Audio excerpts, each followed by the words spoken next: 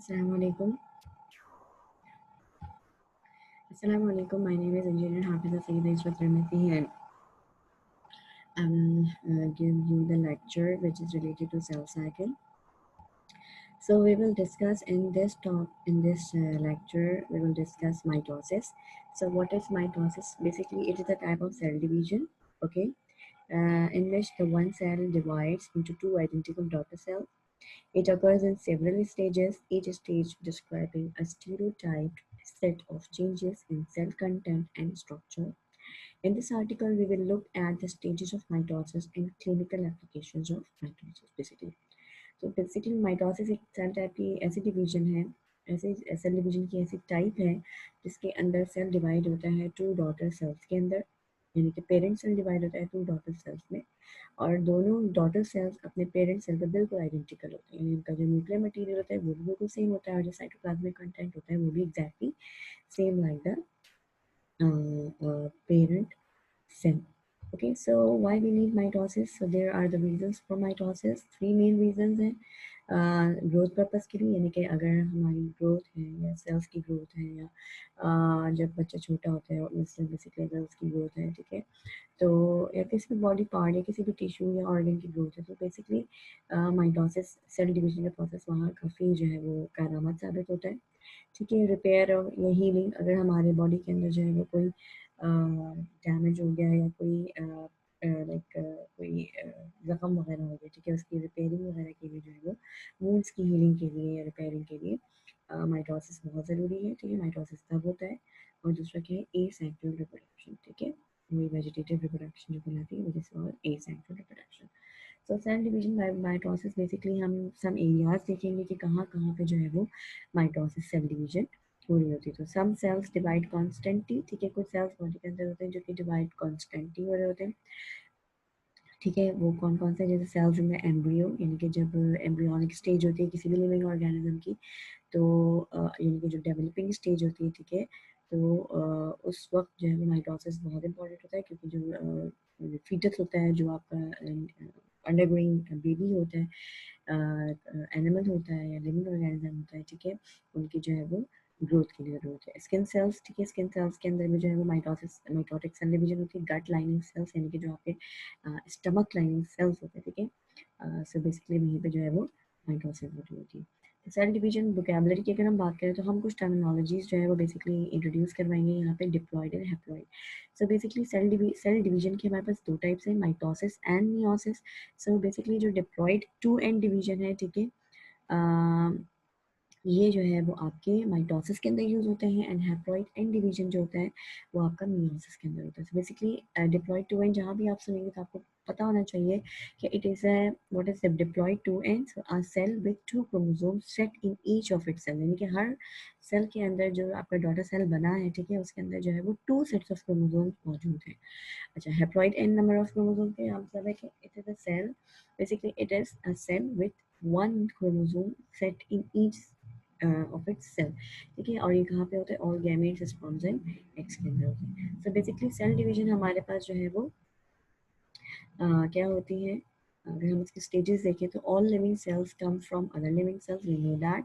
During mitosis the nucleus of the cell divides forming two nuclei with identical genetic information. यानी कि अगर हम mitosis की बात करें तो माइटोसिस में दो बेसिक डिविजन्स होती हैं, which is karyokinesis and cytokinesis. So karyokinesis is basically the division of the nucleus, ठीक है, जिसके अंदर सबसे पहले जो है वो क्रोमोसोम या क्रोमैटिक मटेरियल या न्यूक्लियर मटेरियल जो है वो डिवाइड होगा, एंड देन जब हमारे जो है वो दो न्यूक्लियस बन जाएंगे, देन साइटो काइनेसिस होगा, जिसका मतलब है कि अब जो है वो एक सेल जो है उसके अंदर दो न्यूक्लियस है, अब उस सेल को दो सेल के अंदर डिवाइड होना है।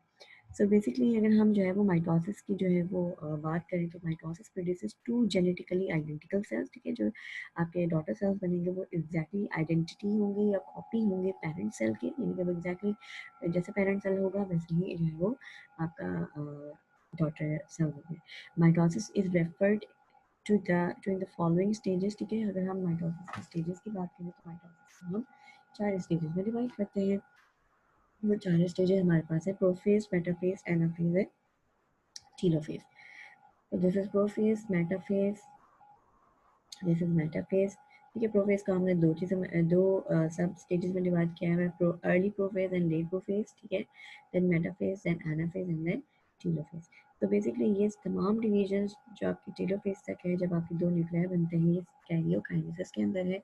जब आपके न्यूक्लियस आपके दो फॉर्म हो जाते हैं एक ही सेल के अंदर, देन सेल जो है वो आपका डिवाइड होना शुरू होता है, यानी कि साइटोप्लाज्मिक कंटेंट डिवाइड होता है। तो बेसिकली अगर हम प्रोफेज की बात करें, तो प्रोफेज के अंदर क्या होता है कि जो आपका न्यूक्लियर मटेरियल होता है वो डेंस होना शुरू होता है, ठीक है। क्रोमैटिन कंडेंसेस इनटू क्रोमोसोम्स, यानी कि जो थ्रेड लाइक स्ट्रक्चर्स होते हैं which are called chromatin network, they will be converted into the chromosomes, ठीक है। आपको पता है कि ह्यूमन बॉडी के अंदर जो है वो 46 नंबर ऑफ क्रोमोसोम्स होते हैं व्हिच आर इन 23 पेयर्स। तमाम के तमाम लिविंग ऑर्गेनिजम्स के अंदर number of chromosomes remains that's exactly the same, चाहे जितनी भी जनरेशन गुजर जाए, ठीक है। स्टार्ट से लेकर बिल्कुल एंड तक जितने भी लिविंग ऑर्गेनिजम्स आपके आएंगे, ठीक है, उनके नंबर ऑफ क्रोमोसोम्स फिक्स्ड होते हैं, ठीक है। अगर जैसे ह्यूमन के अंदर 46 नंबर ऑफ क्रोमोसोम्स फिक्स्ड हैं, लेकिन अगर 45 होंगे इसका मतलब है कि वो कोई ना कोई डिसऑर्डर का शिकार है, या अगर 47 नंबर होंगे इसका मतलब कि उनके पास कोई ना कोई डिसेबिलिटी है और एबनॉर्मेलिटी है, ठीक है। तो प्रोफेज के अंदर क्या होगा कि इसके अंदर क्रोमैटिन कंडेंस होना शुरू होंगे और क्रोमोसोम्स बनाएंगे, ठीक है। माइक्रोट्यूब्यूल्स जो होंगे वो आपके सेंट्रियोल्स जो होते हैं, ठीक है। बेसिकली वो जो है वो मूव करना शुरू करते हैं, न्यूक्लियर मेम्ब्रेन जो होती है वो डिसअपियर होना शुरू होती है, ठीक है। तो ये सब आपका जो है वो क्रोमोसोम्स के प्रोफेज के अंदर है। तो अगर हम पढ़ें, each chromosome is made up of 2 genetically identical chromatids joined by the centromere. During DNA replication, the genetic material is loosely packed as chromatin. For mitosis, however, the DNA needs to be more tightly packed to allow for easier separation in anaphase. At the start of the prophase, chromatin begins condensing into chromosomes, ठीक है। सबसे पहले chromatin material आपका condense हो जाएगा, chromosomes बन जाएंगे। In addition, mitotic spindles begin to form.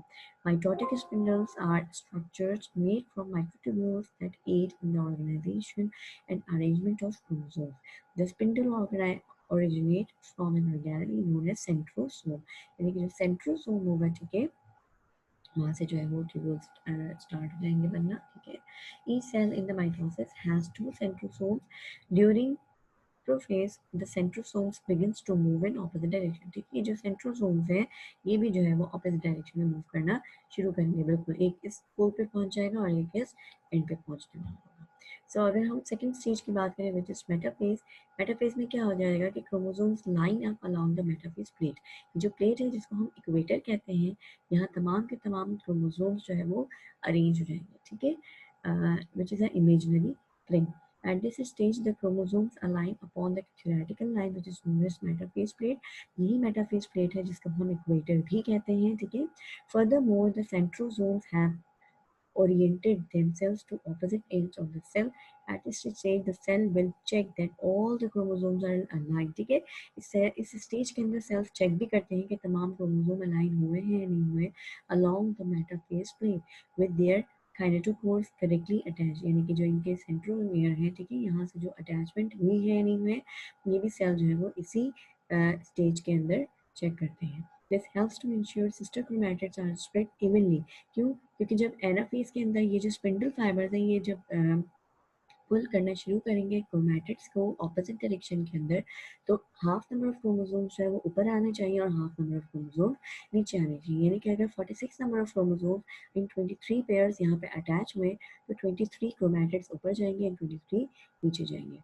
An error in alignment or in the spindle attachment will result in the cell halting further progress until the problem is fixed. अगर ऐसा होगा कि अगर chromosomes equally यहाँ पे नहीं arrange हुए, 46 के बजाय 45 अरेंज हुए, 46 नहीं अरेंज हो पाया या कनेक्ट नहीं हो पाया इन स्पिंडल फाइबर से, तो जो आपकी जो सेल की डिवीजन है ये हॉल्ट हो जाएगी, स्टॉप हो जाएगी, अनलेस की जो प्रॉब्लम है वो रिजॉल्व ना हो जाए, फिक्स ना हो जाए, ठीक है। अच्छा, अब हम बात करेंगे एनाफेज। तो एनाफेज में क्या होगा कि क्रोमोसोम्स ब्रेक एट सेंट्रोमियर्स, ठीक है, यानी कि क्रोमोसोम्स जो है वो स्प्लिट होना शुरू हो जाएंगे and the sister chromatids move towards the end, यानी कि जो आपके सिस्टर अब क्या होंगे, अभी क्रोमोसोम नहीं बल्कि सिस्टर क्रोमैटिड्स कहलाएंगे, ये ऑपोजिट एंड की तरफ मूव होना शुरू होंगे, ठीक है।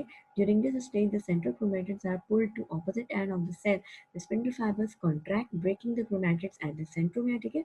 अच्छा, ये डिवाइड जो होंगे ना सेंट्रोसोम, ये बिल्कुल सेंट्रोमियर जो इनका सेंटर पॉइंट होता है क्रोमोसोम्स के अटैचमेंट का, वहां से होंगे, ठीक है, ऐसा नहीं होगा कि जो है वो किसी और जगह से ये स्टार्टिंग या एंड पॉइंट से जो है हो जाए। ठीक है, chromatids are the centromere and moving them to the opposite poles of the cell. The spindle fibers are not attached to the chromatids, ठीक है, will elongate the cell to prepare for the cell division. ठीक है, इसके अंदर बस ये होगा कि जो chromatids होंगे वो opposite poles की तरफ अटैच होंगे और spindle fibers and chromatids को opposite poles की तरफ पुल करना शुरू करेंगे. Telophase, which is the last stage of the mitotic cell division.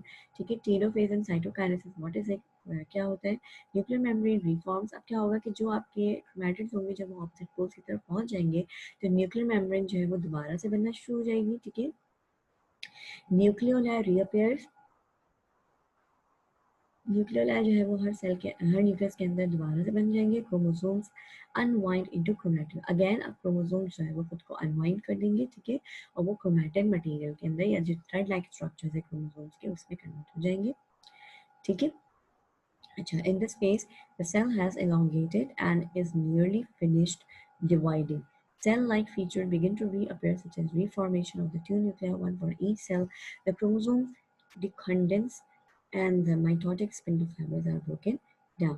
ठीक है, इसके अंदर क्या होगा कि अगेन न्यूक्लियर मेम्ब्रेन आपकी बन गई. ठीक है, अब आप यहाँ देख रहे हैं कि 2 डॉटर न्यूक्लियर यहाँ पे बन रहे हैं. अब ये जो टीलोफेज है ये आपका जो है वो मजीद प्रोसेस ये कंटिन्यू होगा साइटोकाइनेसिस प्रोसेस के अंदर. ठीक है, what is cytokinesis? This is a division of the cytoplasm to form two new cells. This stage actually begins in the either interphase or telophase. However, it doesn't finish until after telophase. ठीक है, to separate the two cells, a ring of protein, actin ring, okay, protein है जिसका नाम है actin. ठीक है, वो जो है वो क्या होगा, pinches the cytoplasm along the crease known as cleavage form. This split the cytoplasm equally between two cells. अब क्या होगा कि ये जो आपका सेल सिंगल सेल था जिसमें 2 न्यूक्लियस थे, अब जो है वो 2 अलग अलग सेल्स में कन्वर्ट हो जाएंगे. सो अगर हम बिल्कुल इसका एक ओवरलुक करें, ठीक है, ओवरलुक लें तो पेरेंट सेल था. पेरेंट सेल से प्रोफेज 4 स्टेजेस हुए, prophase, metaphase, anaphase and then telophase. 2 daughter cells बन गए. ठीक है, जो कि प्रोसेस हुए या हम कह सकते हैं कि followed by cytokinesis. So basically अगर हम सिग्निफिकेंस देखें माइटोसिस के इंपॉर्टेंस क्या है, so it is responsible for growth and development of an individual. ठीक है, पहला सिग्निफिकेंस तो ये हो गया. दूसरा क्या है, it maintains the constant number of chromosome in all body cells of an organism. ठीक है, अगर माइटोसिस ना हो तो बॉडी के अंदर जो नंबर ऑफ क्रोमोसोम्स है वो मेंटेन ना हो, कांस्टेंट ना हो. तो उन कांस्टेंट नंबर ऑफ क्रोमोसोम्स को मेंटेन करने के लिए माइटोटिक सेल डिवीजन बहुत ज़रूरी है. Mitosis is required for asexual reproduction, vegetative propagation in plants and also responsible for repair and regeneration of the damaged tissues. आपने देखा होगा कि लिजर्ड जो है वो लिजर्ड्स रेप्टाइल्स हैं और इनके अंदर एबिलिटी है कि वो प्रोसेस ऑफ रीजनरेशन कर सकते हैं. सो माइटोसिस बेसिकली वही हो रहा होता है. ठीक है, या अगर हमारे बॉडी के अंदर वेयर एंड टेयर हो रहा है या कहीं हीलिंग की ज़रूरत है, कोई जख्म वगैरह हो गया, ठीक है, उसको हील अप होना है, तो उस हीलिंग के लिए जो है वो निज़ाम जो नेचुरल हमारे बॉडी के अंदर जो एक प्रोसेस है जिसको माइटोसिस, ठीक है, तो वही हो रहा होता है. So it is all about for today's lecture. Okay, I hope you enjoyed a lot and it will provide you sufficient knowledge about mitosis. Inshallah, we will come up with some other new topics and some other new and exciting topics. I hope you will enjoy a lot as well. Inshallah, till then, take care. Allah Hafiz. Fi amanillah. Assalamu alaikum wa rahmatullahi wa barakatuh.